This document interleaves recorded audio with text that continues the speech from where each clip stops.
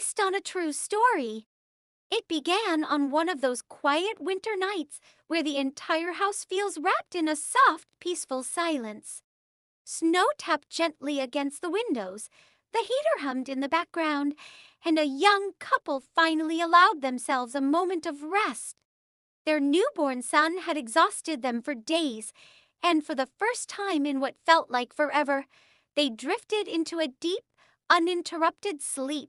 Milo, the family's cat, calm, gentle, and strangely intuitive, lay curled outside the baby's nursery door. The parents laughed about it at first, calling Milo the furry babysitter, but they never understood just how serious he was about his new responsibility. Hours passed in silence until something subtle broke the stillness. Milo's ears twitched. His head lifted. He heard a sound from inside the nursery, faint, muffled, and wrong. He pushed the door open with his head and slipped inside. The room was dim, lit only by a soft nightlight glowing near the crib. At first glance, everything looked normal, but Milo sensed something the parents didn't. He walked to the crib, stood on his hind legs, and peered inside. What he saw made his heart race in a way only animals seem to understand. The baby had shifted in his sleep, and a loose blanket had fallen over his face. He was too small to move it, too weak to free himself. His breaths were shallow, nearly silent, and Milo, realizing the danger, didn't hesitate. He scratched the crib's wooden rail once, twice, then again with growing panic.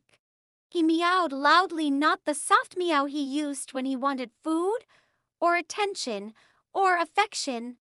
This meow was sharp, desperate, and filled with urgency. Down the hall, the father stirred. He didn't know why he woke up. He just felt something wrong, something pulling him from sleep. Then he heard it, Milo's frantic meowing through the baby monitor. He sat up instantly, adrenaline hitting him before his mind even caught up. He rushed through the hallway, feet pounding against the wooden floor, heart slamming in his chest. When he burst into the nursery, the sight froze him where he stood. Milo was inside the crib, standing over the baby, pulling at the blanket with his teeth and paws, trying with all his might to uncover the child's face. The father lunged forward, ripping the blanket away, his hands shaking uncontrollably. The baby let out a small, gasping cry, a sound the father would remember for the rest of his life. He scooped his son into his arms, holding him close as tears burned in his eyes. Milo stepped back, but his eyes stayed locked on the baby, still wide with worry. Moments later, the mother rushed in, confused and terrified. The weight of what could have happened, what almost happened, hit them both like a tidal wave. The next morning, when they visited their pediatrician, they learned the truth.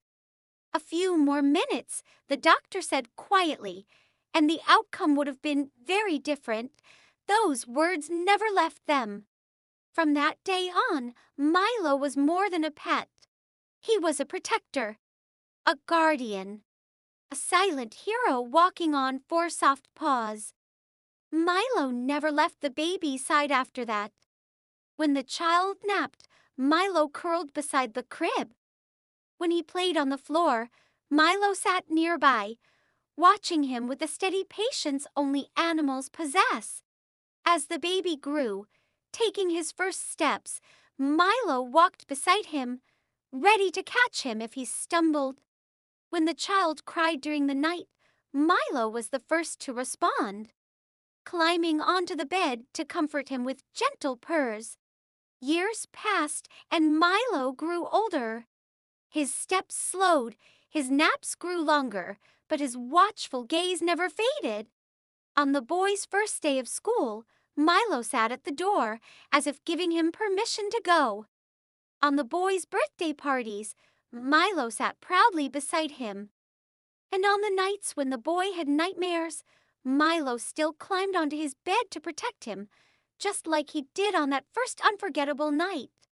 The family would often look at Milo and remember what he had done, how he had sensed danger before anyone else, how he had acted without hesitation, how he had saved a life simply because he loved that child more deeply than anyone could ever understand.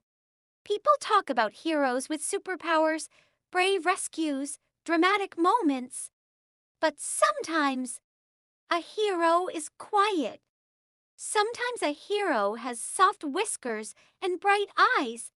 Milo didn't save the baby for recognition or praise.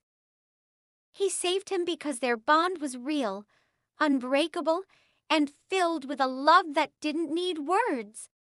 Even as Milo aged, even when his fur turned gray and his movements slowed, he remained the boy's protector. And the boy, now old enough to understand the story, cherished Milo with a devotion that matched the love Milo had shown him since the day he was born. One night, years later, the boy would tell his parents, "But I feel it every time he looks at me," and they knew exactly what he meant. Because Milo wasn't just a cat. He was the watchful friend who refused to look away. He was the reason their baby was alive. And every single day, they were reminded that heroes come in all shapes and sizes.